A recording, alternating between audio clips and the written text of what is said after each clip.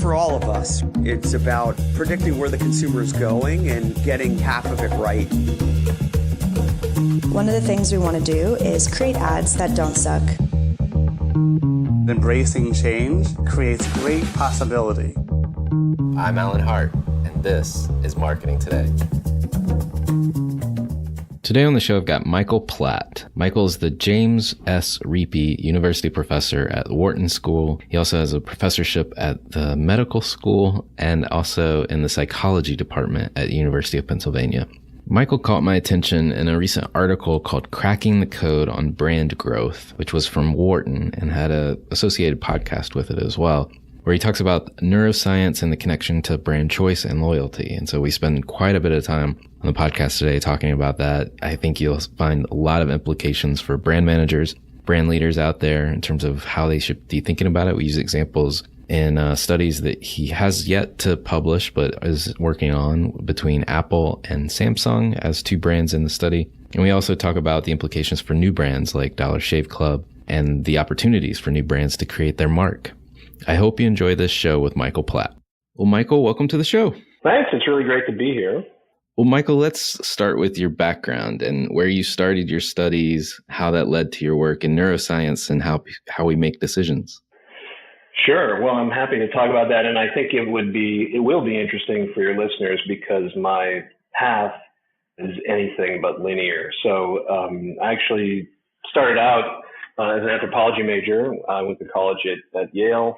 My interest was really trying to understand what makes us human. So trying to understand human nature, and anthropology provided a really broad framework for doing that, basically looking at humanity, human behavior, human thoughts from the perspectives and lenses of culture and linguistics and archaeology and biology as well. So that's how I got my start, and I followed up on that by doing a PhD in anthropology as well at the University of Pennsylvania, which is where I am now. So I did my PhD there, and I kind of drove my interests into beginning to think about neuroscience at that time. So I was very interested in how the human mind has come to be so elaborated, and the human brain is so large relative to other animals and other primates. And so that led to a few specific investigations of how our brains might be specialized for certain kinds of learning and memory.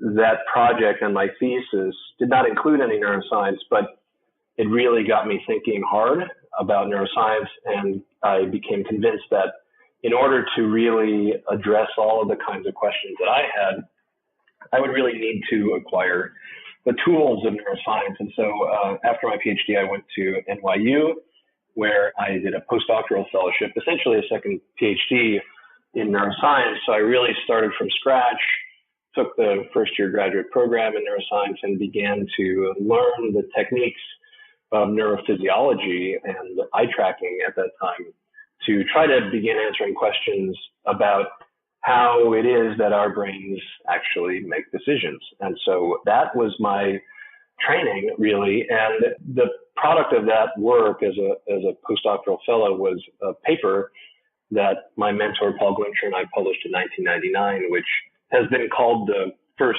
paper in neuroeconomics, which is a field that tries to marry the formal mathematical axioms of economics and the experimental approaches of psychology with contemporary neuroscience techniques. And so that project and that paper was really about saying whether those kind of core basic assumptions of economics that we, namely that we make choices, we make decisions based on some kind of representation of value, actually live in our brains. And that's in fact what we discovered. And so that put me on the path to spending a large part of my career trying to understand how our brains decide and how we can leverage that to potentially understand all kinds of decisions and maybe help to improve decisions. Naturally, it doesn't seem like a natural fit, I guess, to put anthropology and neuroscience together. What was the trigger for you to put those two things together or to evolve the way you saw the world?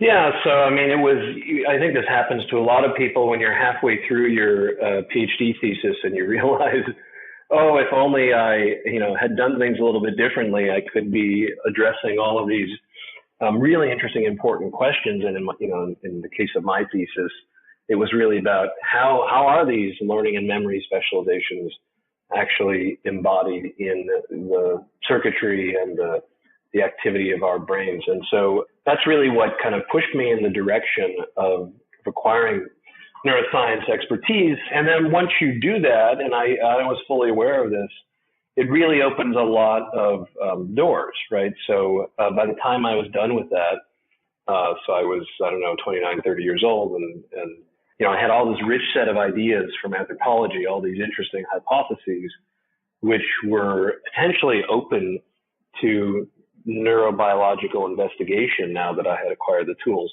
That didn't mean that the field was ready for it yet, Right. Because, at the time, neuroscience was still mostly, and it's a little bit true today, but certainly at that time, it's mostly focused on a lot of the basic nuts and bolts of sensation and the control of action, and in particular, what goes wrong in various disorders. And so, although I was ready and equipped and prepared to go the first few years, when I had my own faculty position at Duke University, were pretty much devoted to moving in a fairly slow way to do some basic studies where we could show some relevance for human health, human brain health, but put us on a path to maybe opening up that cornucopia of questions, which now that I'm back at Penn and I'm in the business school and in the School of Medicine and psychology, I'm really, it's just incredible the range of really exciting things that are going on here, and that we're helping to foster here Right. at Penn. Well, you do, like you just said, you cross all those three disciplines at least: psychology, business, medicine, and you have appointments in all of those areas at Wharton. How do you balance all of that? And are there advantages or disadvantages to that? Yeah, well, there are huge advantages, and that was one of the reasons that I came here from Duke. I mean, I had an amazing gig at Duke. I was running a big institute for brain sciences and another couple of centers that I was involved in. But, the opportunity to really be fully appointed in one of the top, if not the top, school of business in the world, while simultaneously being in School of Medicine was really, incredibly attractive and disruptive, and I think a signal to the field. You hit on something, though, that is really challenging, which is that when you have multiple appointments, you have multiple obligations, as I do in terms of teaching. I feel very passionate about the teaching mission for the School of Business and for the college and for the School of Medicine. I'm torn. So one thing that does for me, it helps me to keep in shape because I'm running all over campus all day long. And I have an office in Wharton. I have an office in medicine. I have two offices in Wharton, really, and I have labs in 3 different buildings. So I'm constantly on the move. And, I feel like they need to put a tracking device on me, a little Spidey tracker that can at least give the people in my lab some sense of where they can find me. That's funny. Well, I'm sad to say I missed you while you were at Duke because I live and work in Durham. And so I was a little late to the party, I guess. Yeah, that's too bad. I mean, Durham's a great place. It's very vibrant. Love Duke. But yeah, clearly our paths didn't cross while I was there. That's funny. Well, now I ran across your name through a recent article called Cracking the Code on Brand Growth. It was published at one of the Wharton's, I guess, online publications. Mm-hmm. I want to talk about what you found, this link, if you will, between neuroscience and brand choice and loyalty, and kind of maybe talk through what you found so far. Sure. And then I may have a couple follow-up questions. Sure. So that paper, that article, I should say, and podcast was a joint venture with Leslie Zane, who is, not in academia, but is a marketing practitioner and has her own company. We were brought together by acquaintances who knew us both and thought that, there could be something fruitful that would come out of our interaction. And, currently in marketing, if you're trying to develop a brand strategy, you need to investigate how people actually think of and feel about your brand and how they might respond to changes in that brand, right? And that traditionally has been done, really the only available tool at your disposal is to ask people questions, right? Mm-hmm. So you can ask them, how do you feel on a scale of 1 to 10? Or what's the personality of Apple? Or basically ideas like that. Or you can ask people to use imagery, which is, I think, a fairly common technique in the field. So you have them go through magazines and cut out pictures that make them think vividly of a particular brand. And in that way, come to some sort of understanding of what that brand means to people, means to individuals, and whether there are shared conceptions and feelings about that brand. It was really timely to get together to talk with Leslie the few times we got to talk last fall, because we were just completing the first study that I've ever done in marketing. So that's exciting for me now that I'm in the marketing department at Wharton. And we've now done 3 or 4. But the first one was really a study that amplified on a lot of the work that I do in my own basic science lab, which is trying to understand how we connect to other people. So we do a lot of work in both animal models and in human beings to try to unravel the circuitry and the mechanisms that allow us to connect with other people, to understand them, to feel empathy for them, to have a strong emotional resonance with them. And, this is really important for how we interact. It's certainly really important when these mechanisms go awry, as they do in disorders like autism and schizophrenia. And so we try to use this knowledge to help people who have trouble connecting with others. But in marketing, there's been a long-standing hypothesis amongst both academics and practitioners that the way that people connect to and relate to brands is basically by using the same mechanisms that they relate to other people. So, and that's why, for example, we can have these emotions, say, I love this brand, or I hate this brand, or this brand has a very, strong masculine personality, or this one is, creative, et cetera. So we use all of these terms that we use to describe other people. We use words that betray, social emotions, envy, we apply those to brands. And so it seems like a reasonable hypothesis, but until now, nobody had really tested it other than by asking people questions. And so there had been 1 or 2 other studies, actually 2 other studies that have been done looking at brand personality by friends and colleagues at Berkeley Haas School of Business and also at the University of Michigan. But what we did in our study was to specifically ask the question about whether when people relate to a brand, when they hear news or they read news about their preferred brand versus another brand, do we see evidence in their brains of actual engagement of circuitry and responses that you would see in a person who was hearing news about a good friend or family member, right? So, and that is what we predicted based on this relational hypothesis of branding. Basically, if I'm, if I am an Apple iPhone user and I hear good news about Apple, my brain, the parts of my brain that are involved in reward and empathy are going to light up.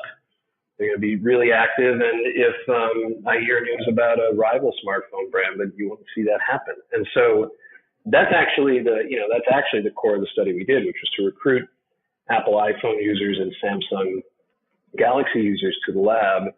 And they laid down an MRI machine, the standard kind of MRI machine. You get your knee scanned or whatever if you got a broken bone or soft tissue damage. So we had them lie in that machine. And what that allows us to do with a little bit of fancy physics and analysis is to create snapshots of brain activity, their brain in action, while the subjects are actually reading news about Apple and Samsung. And then we asked a few other questions such as, how do you feel about what you've just read? I felt really good on a scale of 1 to 5, or I felt really bad. And we also asked them subsequently, how likely they would be to share that information on social media. Interesting. And so that's a recent study. Has it been published? It's currently under review. Okay. So yeah, it's sort of, a little bit of spilling the beans early, but there's been so much interest in the study that it's kind of hard not to talk about it.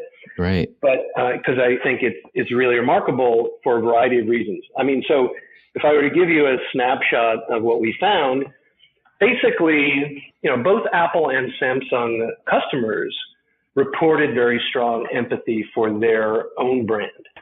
So if you're an Apple iPhone user, you say you feel really good when you hear that Apple stocks went up, and you feel really bad when Steve Jobs died or something. And if you're a Samsung user, you feel really bad when you hear that their battery is exploding or something like that. So everybody is reporting very strong empathy. But then when we looked in the brains of these customers, we found something quite different.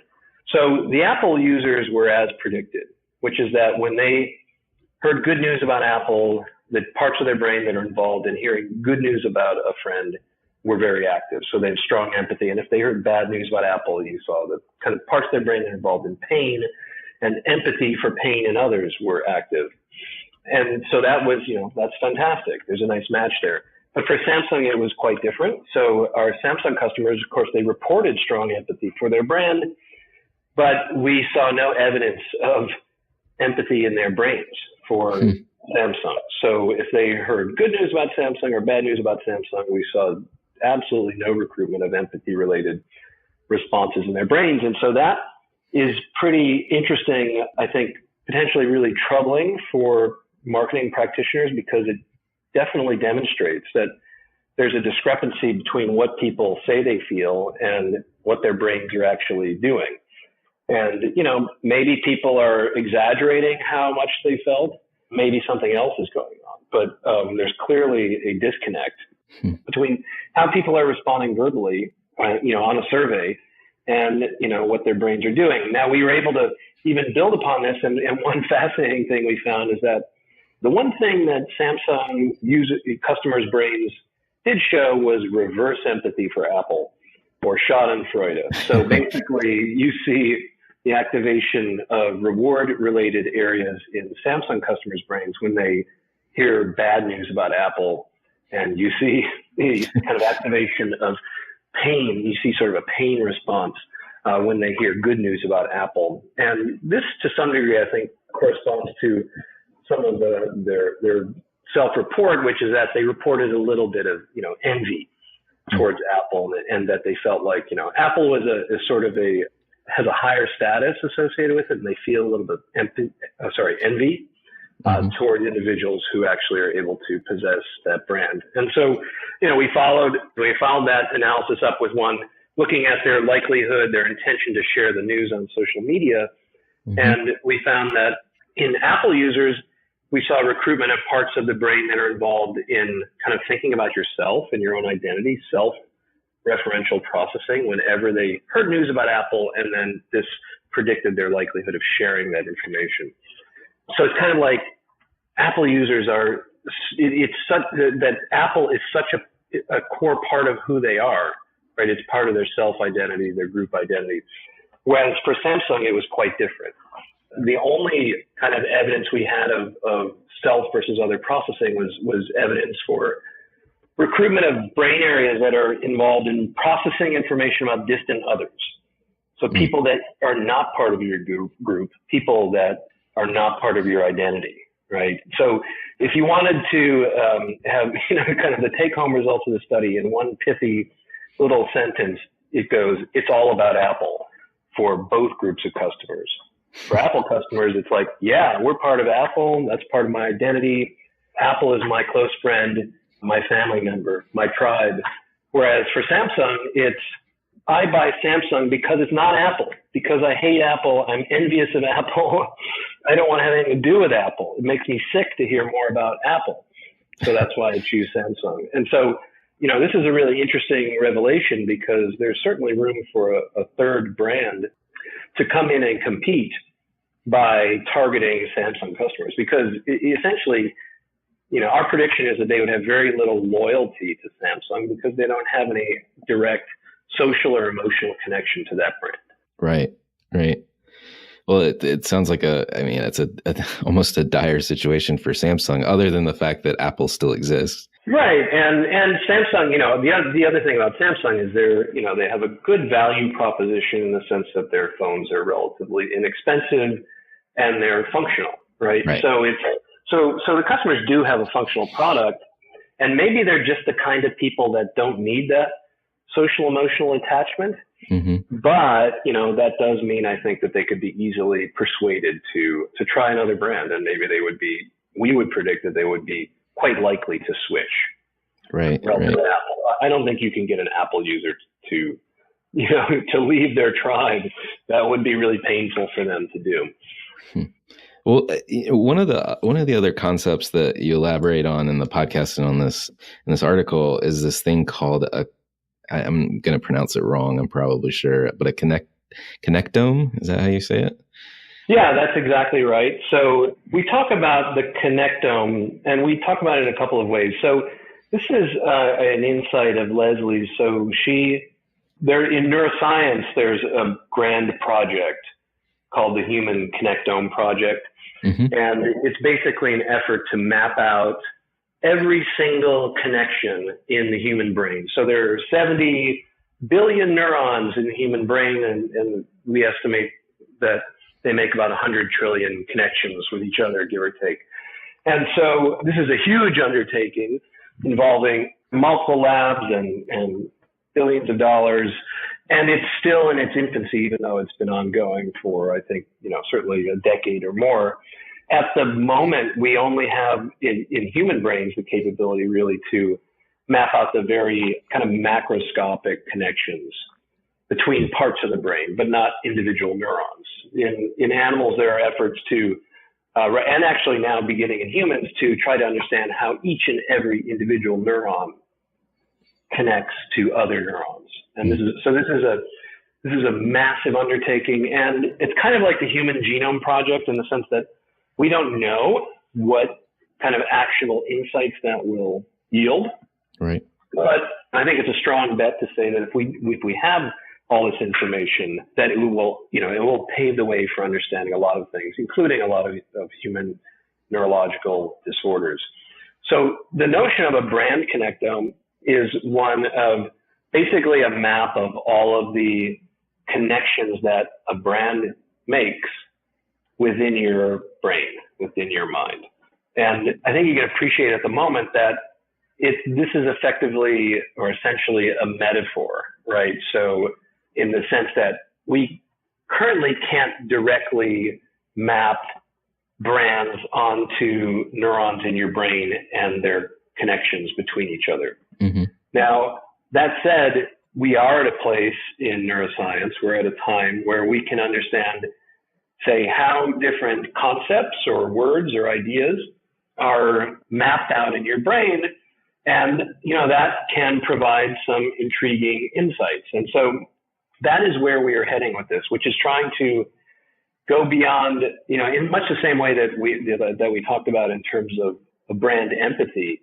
If we can go beyond self-report and get to a place where neuroscience can reveal to us the ways in which brands are connected to particular product categories and all the associations that those brands actually have within your brain. And, the idea that basically you can create a better, stronger brand by creating a richer, denser, more interesting, more positive set of connections within the brain.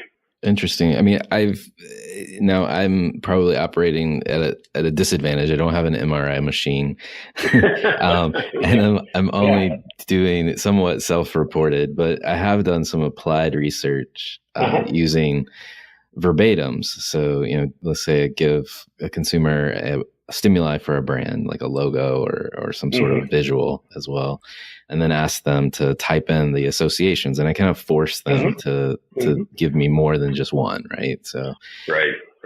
some depth there. And it was interesting doing that type of research for positioning, so to speak, because you could start to see the richness of the language that people use to describe, say, one brand versus another.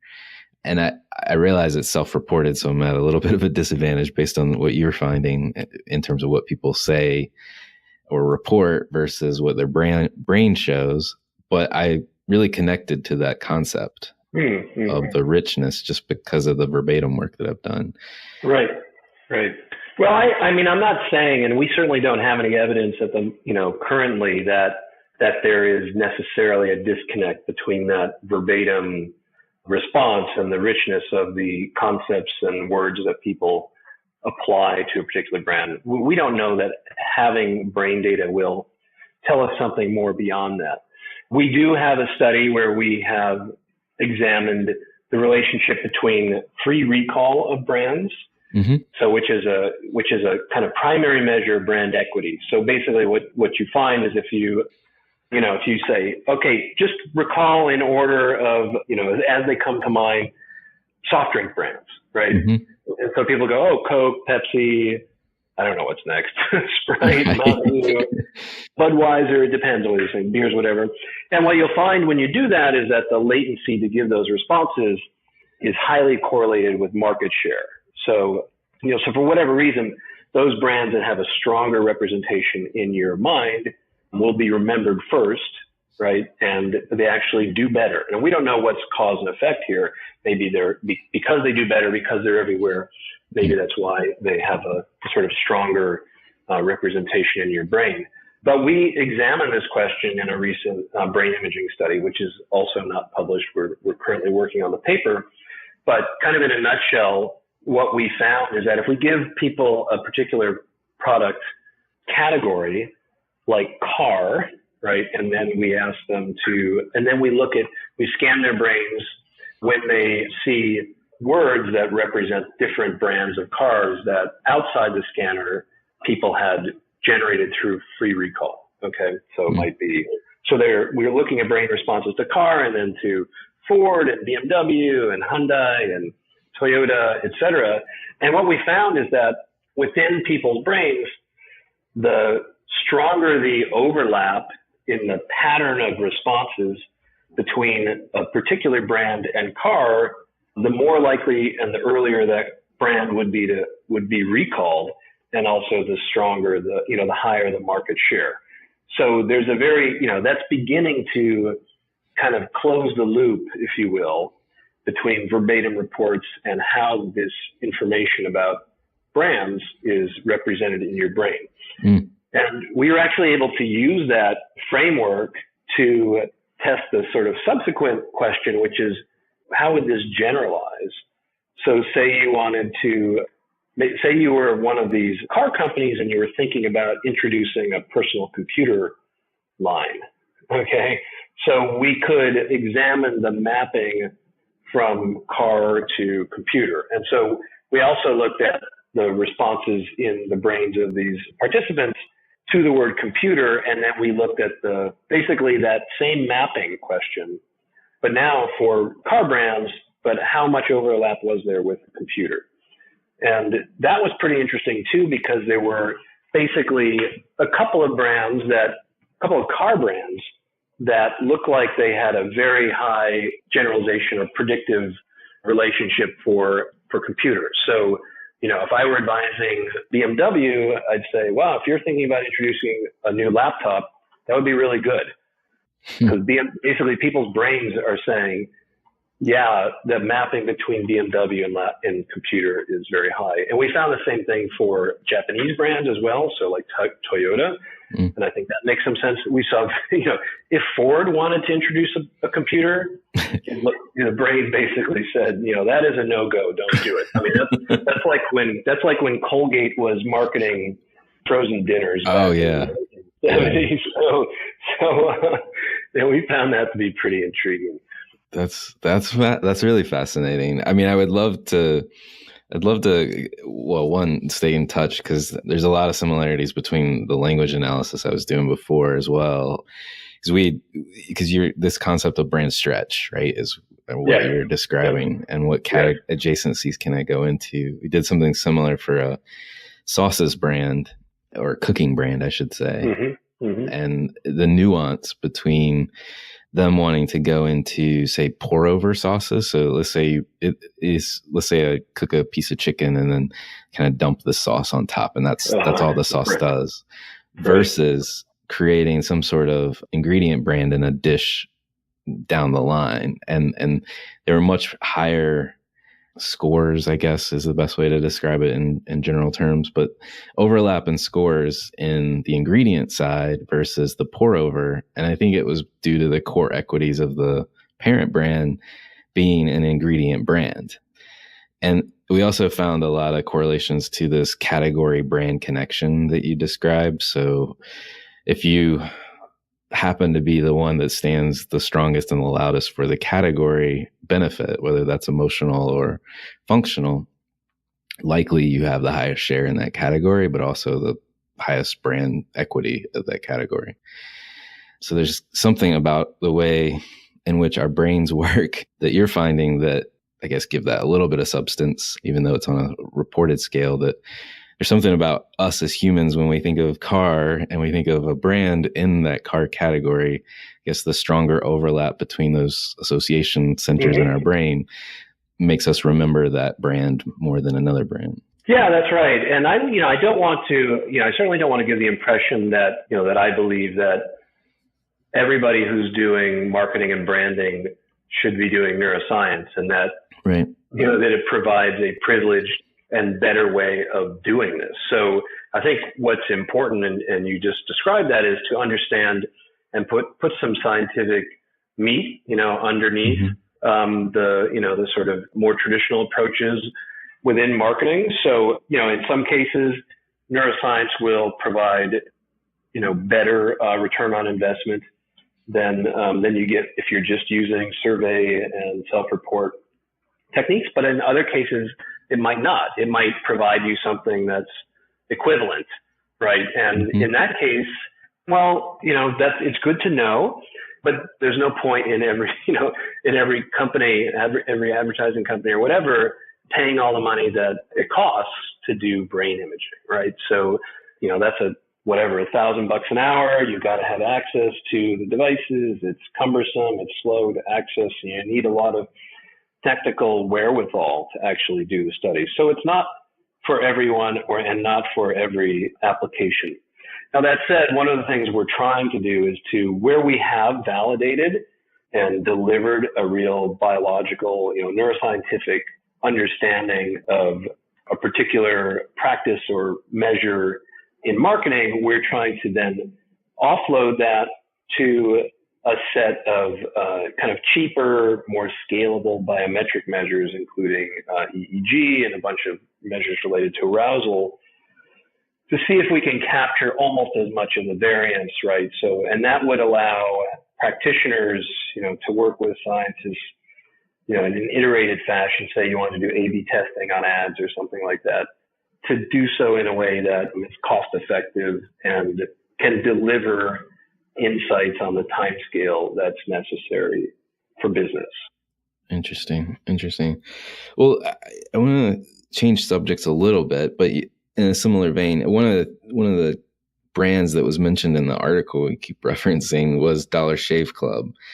And I pick this example out in particular because it's a relatively new brand. It's not an established brand like Gillette or, the likes. And it seems that they've been successful at creating a rich set of associations, is my word for it, but memories and feelings towards the brand and consumers' brains that's likely led to some of their success. One, can you explain kind of how you think that that's working in a new brand situation? Well, I think it's a really interesting example. This is one that Leslie really brought to the fore, to certainly to my consciousness, because you can think of it in some ways that the before Dollar Shave came along, you had a real stagnant brand environment. You had these behemoths, Gillette and Chick, and I can't even it's like they've just been around forever, and the only thing that was ever changing was how many blades were actually on each razor. So there was always this kind of competition to oh, now ours has 5, well, we have 6 blades. It's not clear how much better that is, Right. It's certainly more expensive. And so then, you had Dollar Shave come along with a kind of really radically different approach, which was to say, hey, we're going to do this, more cheaply. We're going to cut the friction down by delivering this to your door. We're going to make this a subscription thing, and we're going to create some really funny ads, right?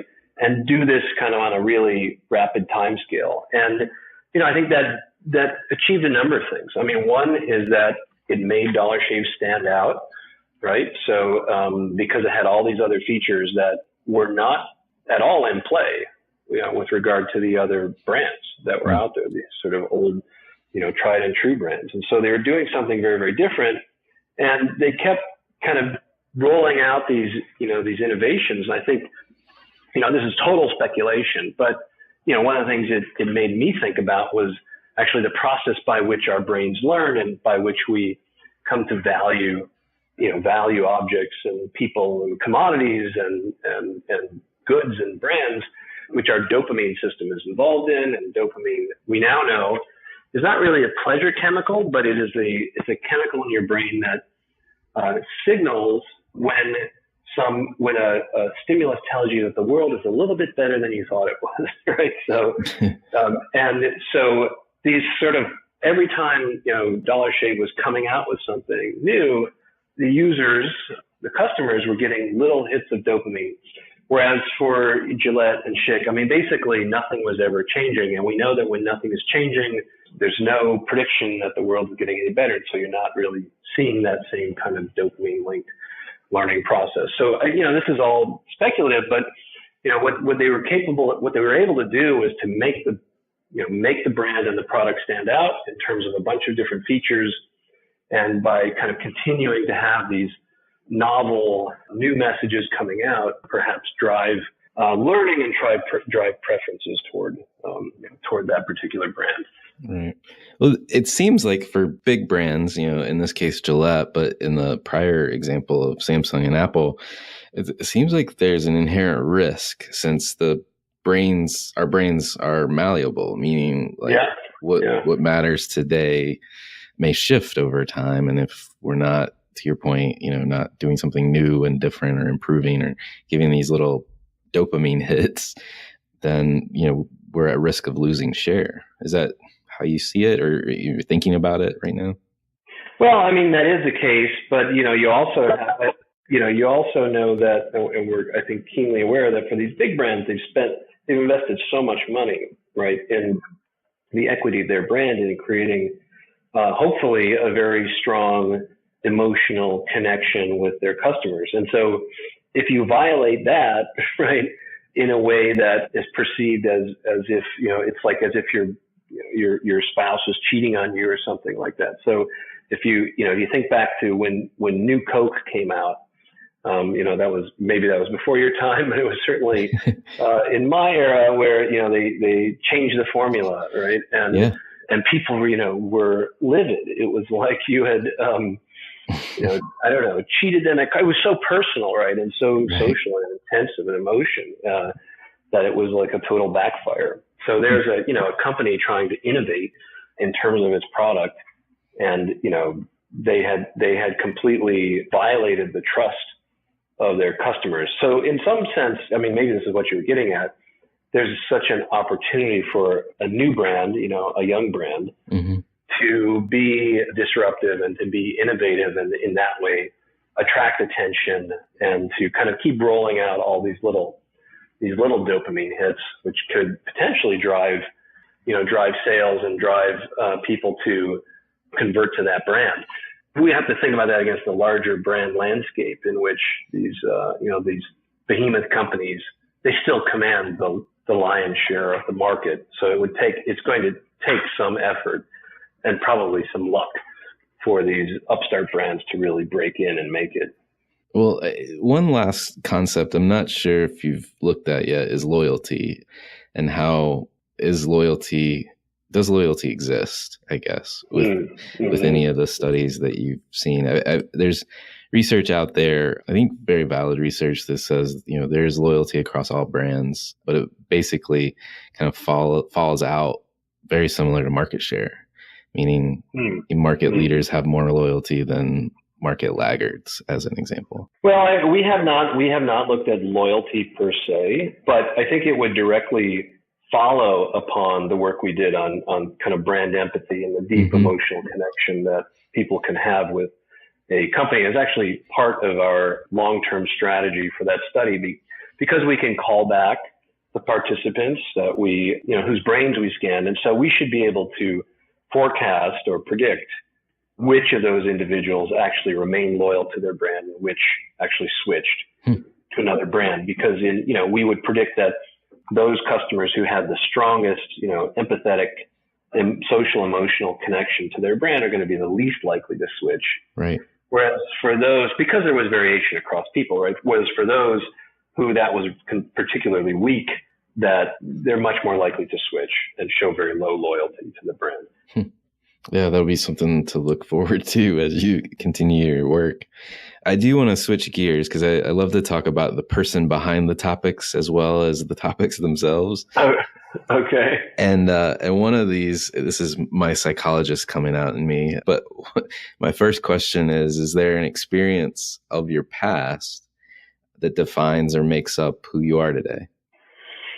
That's, what comes to mind, and it may sound a little hagiographic, but, when I was in high school, so I was very academic, but, I was also captain of the football team, and I was also in this kind of performance singing group that's very much like the show Glee. So I had to learn how to navigate a bunch of different social worlds. I was like Finn in Glee. I mean, not to glorify myself, but in the sense that I was bridging multiple communities, and it became natural for me to do that, and that's what I do now. So but now it's various disciplines within academia, and also now really practitioners out in the field. So there's something to that, I guess, right? To that experience. I mean, I wasn't like that growing up, and it was something I had to learn how to do. And, now it's something I seek out. It gives me energy to really try to find connections between different groups of people. Right. Well, and it shows that you've got, even at an earlier age, you had so much varied interest. Absolutely. Yeah. What advice would you give your younger self? I think the biggest advice I'd give myself would be to not stress out so much. I was constantly worried that I was going to fail. And that was really, really hard. And, in the end, you look back and you say, why was I worried so much? It all worked out in the end. I mean, you could argue that, well, if I hadn't worried, I wouldn't have worked as hard. But, I don't think I think a lot of that was certainly misspent energy. Right. Was there something about failure itself that scared you? Like, what was it about failure? Well, probably a lot of things, but I mean, for one, I grew up pretty, in a kind of very working class family, and really the first person to go to college and graduate from college. And so there was I felt like there was a lot riding, on my success. And, and I was always kind of worried about, not making the most of that opportunity. So I think that's where most of that stress came from. Got it. Well, what fuels you? What drives you personally? Great question. I'm very passionate about what I do. I'm very passionate about connecting all these disciplines. I'm very, one of the things that really drew me to Wharton and to Penn, however, which is new in terms of opportunity, is really making the science applicable, making it useful for people, whether they're in business or, in society in general. How can we take all of what we're doing here in the academy and in the sciences and translate it and make it accessible so people understand it, so they're interested in it, and actually give them tools to reach their, their own kind of peak performance and ultimately enhance their own well-being. So that's honestly what's driving me now. Okay. Well, and two more questions for you. Are there brands or companies or causes that you follow or you think other people should take notice of? Oh, wow. That's a hard one. It's like, Well, there are my own personal brands that I'm members of their tribes, like Apples, I'm a big Apple person, and I don't know, and Theory and Camper. I'm really into clothes and shoes, so that's kind of something that's a little weird. But I think, honestly, I'm really interested in important social causes, and there are some, I think what I am passionate about right now is climate change and what we're doing to the environment and the real difficulties that have, it's just really bedeviling us in terms of changing our own patterns of decision making, right? So because people didn't evolve to think and act on timescales that were, many decades, if not, 100 years ahead, not just for their own well-being and their children's well-being, their children's well-being.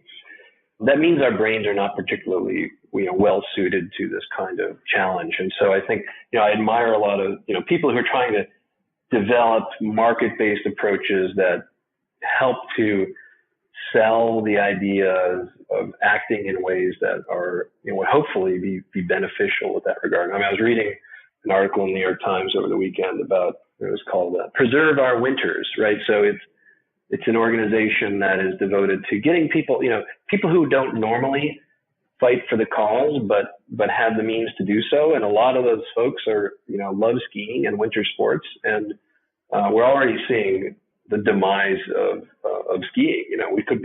There could be no skiing within, I don't know, decades, or at least it'll be a really truncated ski season. And, everyone's got their heads in the proverbial sand about this. And that's, I think, trying to find some way. This is really a marketing action, right? Right. How do we find ways to connect with causes, with ideas that really matter to people, to get them to, to change their behavior, to take action? So, yeah. Good. I'll stop there. Well, last question is, what do you see as the future of marketing? Where do you think it's going to go? Yeah, well, I think we're going to see an increasing usage of neuroscience and other related disciplines to help to really refine marketing, refine advertising and design. As the barriers to entry lower, as more people are, who are trained in neuroscience or trained in marketing begin to work in each area, I think we're going to see a real change there, because it's quite clear that for a lot of these activities like advertising, if you don't collect neuroscience data, you're leaving actionable data on the floor, that you could use to improve your predictions of the market, et cetera, by, an order of magnitude. So I think once people come to realize that, you're going to see a lot more of it. Interesting. Well, Michael, thanks for coming on the show today. It's been my pleasure. It's been great talking to you. Hi, it's Alan again. Marketing Today was created and produced by me, with writing and editing by Kevin Greeley, social media support by Megan Woods, art and graphic design by Sarah Dell. If you're new to Marketing Today, please feel free to write us a review on iTunes or your favorite listening platform. Don't forget to subscribe and tell your friends and colleagues about the show. I love to hear from listeners, and you can contact me at marketingtodaypodcast.com. There you'll also find complete show notes with links to anything we talk about on any episode. You can also search our archives. I'm Alan Hart, and this is Marketing Today.